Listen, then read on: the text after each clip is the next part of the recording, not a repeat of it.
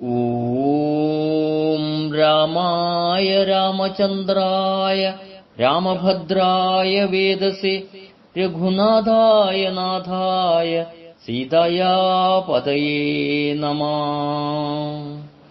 ആത്മഭാവങ്ങളെ, ഒരു രാമവിചാരകാലം കൂടെ വന്നെത്തി.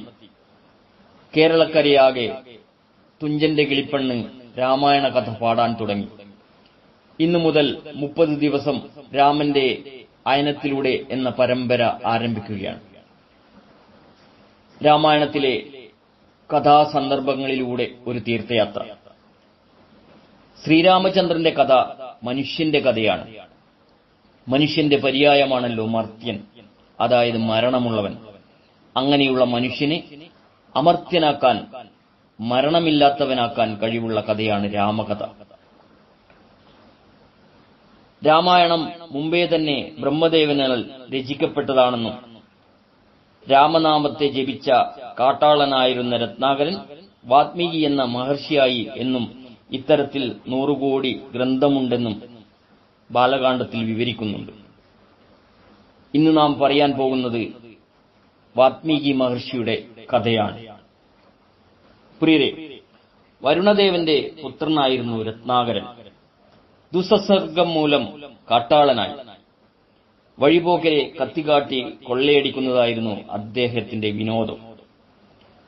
ഒരിക്കൽ സപ്തർഷികൾ മരീചി, അത്രി, അങ്കിരസ്, പുലഹൻ, പുലസ്ത്യൻ, ക്രതു, വസിഷ്ഠൻ എന്നീ മഹർഷിമാർ ആ വഴി വന്നപ്പോൾ കയ്യിലുള്ളതെല്ലാം എടുക്കാൻ ആവശ്യപ്പെട്ടുകൊണ്ട് രത്നാകരൻ അവരുടെ മുന്നിൽ ചാടി വീണു.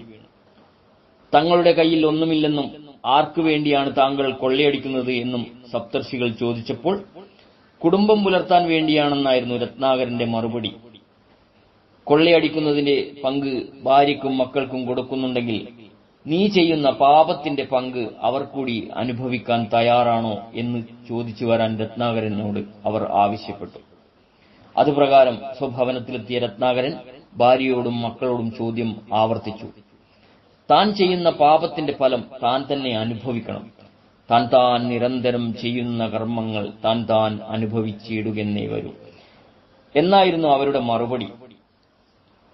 ഈ മറുപടി രത്നാകരനിൽ വലിയ പരിവർത്തനമുണ്ടാക്കി. തനിക്ക് പ്രായശ്ചിത്തം ചെയ്യാനുള്ള മാർഗം ഉപദേശിക്കണമെന്ന് തിരിച്ചെത്തിയ രത്നാകരൻ മഹർഷിമാരോട് അപേക്ഷിച്ചു. ദയ തോന്നിയ മഹർഷിമാർ രത്നാകരനോട് 2 മരങ്ങൾക്കിടയിൽ ഇരുന്ന് മരാമര എന്ന് തങ്ങൾ തിരിച്ചെത്തുവോളം ജപിക്കാൻ പറഞ്ഞിട്ട് വിടവാങ്ങി. അയാൾ അതനുസരിച്ചു. വർഷങ്ങളോളം ആ ഇരിപ്പ് തുടർന്നു. കുറെ കാലത്തിനു ശേഷം സപ്തർഷികൾ ആ വഴി വന്നപ്പോൾ ചിതൽപുറ്റിനുള്ളിൽ നിന്നും രാമമന്ത്രം മുഴങ്ങുന്നത് കേട്ടു. അവർ രത്നാകരനെ ചിതൽപുറ്റിൽ നിന്നും വാത്മീകത്തിൽ നിന്നും മോചിപ്പിച്ചു. അയാൾക്ക് വാത്മീകി എന്ന് പുനർനാമകരണവും നൽകി അവരുടെ യാത്ര തുടർന്നു. ഇതാണ് കാട്ടാളൻ മഹർഷി വാത്മീകിയായ കഥ. ഇതുതന്നെയാണ് രാമനാമ മഹിമയും. കാട്ടാളനെപ്പോലും മഹർഷിയാക്കിയ മഹാമന്ത്രം. സ്നേഹപൂർവം, രഞ്ജൻ, കയനാട്.